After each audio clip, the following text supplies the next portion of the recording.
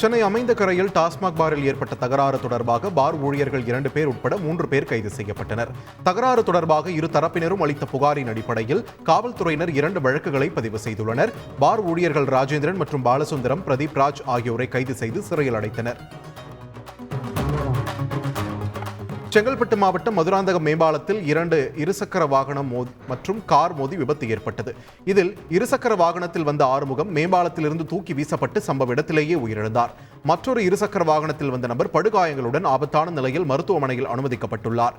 விபத்து குறித்து காவல்துறையினர் விசாரணை நடத்தி வருகின்றனர். திருவண்ணாமலை அண்ணாமலையார் கோவிலில் வைகாசி மாத பௌர்ணமி உண்டியல் காணிக்கை எண்ணப்பட்டது.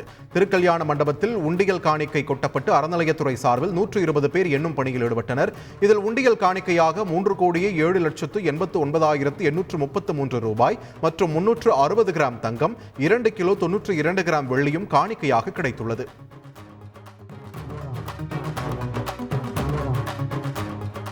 அரியலூர் மாவட்டம் ஜெயங்கொண்டம் அருகே ஆயாக்குளம் என்ற ஏரியில் மூழ்கி 2 குழந்தைகள் உயிரிழந்தனர். குழந்தைகளின் தந்தை ஏரியில் குளிப்பதற்காக அழைத்துச் சென்றபோது இந்த சம்பவம் நடைபெற்றுள்ளது. குழந்தைகளின் உடல்களை பிரேத பரிசோதனைக்கு அனுப்பி வைத்து போலீசார் விசாரித்து வருகின்றனர்.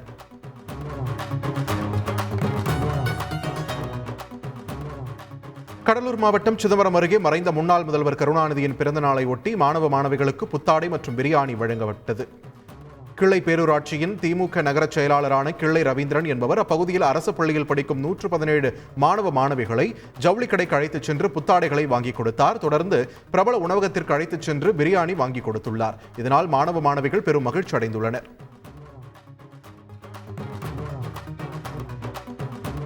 புதுக்கோட்டை மாவட்டம் வன்னியன் விடுதி கிராமத்தில் முத்துமாரியம்மன் கோவில் வைகாசி மாத தேரோட்டம் வெகு விமர்சையாக நடைபெற்றது. காய்கறிகள், பழங்களால் அலங்கரிக்கப்பட்ட தேரில் அம்மன் எழுந்தருளிய நிலையில் அமைச்சர் மையநாதன் வடம் பிடித்து தேரை இழுத்து தேரோட்டத்தை தொடங்கி வைத்தார்.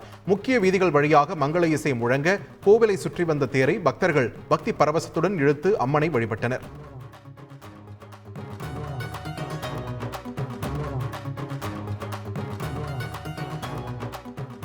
உலக சுற்றுச்சூழல் தினத்தையொட்டி தஞ்சை மாநகராட்சியில் பணிபுரியும் தூய்மை பணியாளர்கள், ஒப்பந்த பணியாளர்களை கௌரவிக்கும் வகையில் விருந்து அளிக்கப்பட்டது. தனியார் அறக்கட்டளை சார்பில் நடைபெற்ற இந்த விருந்து நிகழ்ச்சியில் அனைவரும் தங்கள் குடும்பத்துடன் கலந்து கொண்டு பிரியாணி உண்டு மகிழ்ந்தனர். நீலகிரி மாவட்டம் கூடலூரை அடுத்த பொன்வயல் பகுதியைச் சேர்ந்த சுனில் என்பவரின் காஃபி தோட்டத்தில் சிறுத்தை ஒன்று வலம் வருகிறது. இது தொடர்பாக வனத்துறைக்கு தகவல் தந்த நிலையில் சிறுத்தையை கண்காணிக்கும் பணியில் வனத்துறையினர் ஈடுபட்டு வருகின்றனர்.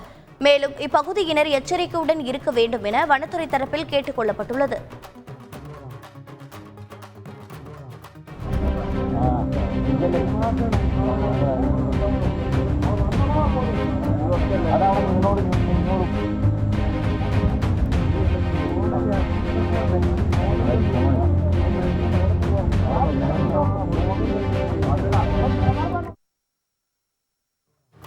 தஞ்சாவூர் மாவட்டம் திருவிடைமருதூர் அருகே தேப்பெருமாநல்லூர் வேதாந்த நாயகி உடனாய விஸ்வநாத சுவாமி கோவில் உள்ளது. மறுபிறவி போக்கும் தலமான இங்கு விஸ்வநாத சுவாமிக்கு ருத்ராட்சத்தால் மட்டுமே அர்ச்சனை நடைபெறுவது வழக்கம். வைகாசி மாத பிரதோஷத்தை முன்னிட்டு சுவாமி, அம்பாள் மற்றும் நந்தியம் பெருமானுக்கு மஞ்சள், திரவியம், தேன், பால் உள்ளிட்ட 16 பொருட்களால் அபிஷேகங்கள் நடைபெற்றது. தொடர்ந்து வெள்ளிக்கவச அலங்காரம் செய்து தீபாராதனை நடைபெற்றது. பின்னர் பக்தர்கள் ருத்ராட்ச பிரசாதமும் வழங்கப்பட்டது. கோவை விமான நிலையத்தில் CISF காவலர் துப்பாக்கியால் சுட்டுக் கொண்டு தற்கொலை செய்து கொண்டார். விமான நிலைய கழிவறையில் இருந்து துப்பாக்கி சுடும் சத்தம் கேட்டதை அடுத்து சென்று பார்த்தபோது CISF வீரர் சக்ரதார் தன்னைத்தானே துப்பாக்கியால் சுட்டுக்கொண்டு தற்கொலை செய்து கொண்டதை கண்டு பாதுகாப்பு துறையினர் அதிர்ச்சியடைந்தனர். தகவல் அறிந்து சம்பவ இடத்திற்கு வந்த பீளமேடு போலீசார் உடலை கைப்பற்றி பிரேத பரிசோதனைக்கு அனுப்பி வைத்துவிட்டு விசாரணை மேற்கொண்டு ஆன்லைன் சூதாட்டத்தில் பணத்தை முதலீடு செய்து இழந்ததாலேயே தற்கொலை செய்து கொண்டதாக முதற்கட்ட விசாரணையில் தெரிய வந்துள்ளது.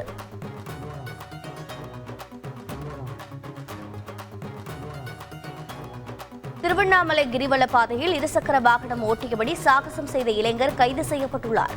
திருவண்ணாமலை மாவட்டம் ஐயம்பாளையத்தைச் சேர்ந்த அஜித் என்ற இளைஞர் சாலை விதிகளை மீறி இந்த செயலில் ஈடுபட்டு வந்தது உறுதியானது. அவரை கைது செய்து 3 பிரிவுகளின் கீழ் வழக்கு பதிவு செய்த போலீசார் சிறையில் அடைத்தனர்.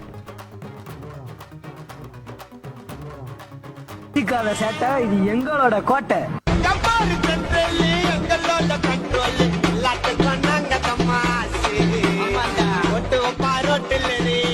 பண்ணிருக்காத சேட்டை, இது எங்களோட கோட்டை.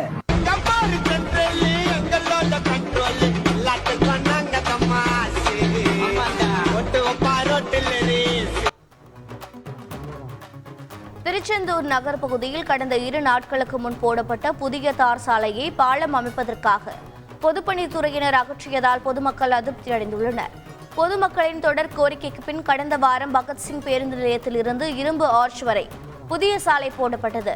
இந்நிலையில் ஓடையை சீரமைத்து புதிய பாலம் அமைப்பதற்கான பணிக்காக சாலை மீண்டும் தோண்டப்பட்டதால் மக்கள் அதிருப்தி அடைந்தனர். மேலும் பாலம் அமைக்கப்பட்ட பிறகு சாலை மீண்டும் சீரமைக்கப்படும் என தெரிவிக்கப்பட்டுள்ளது.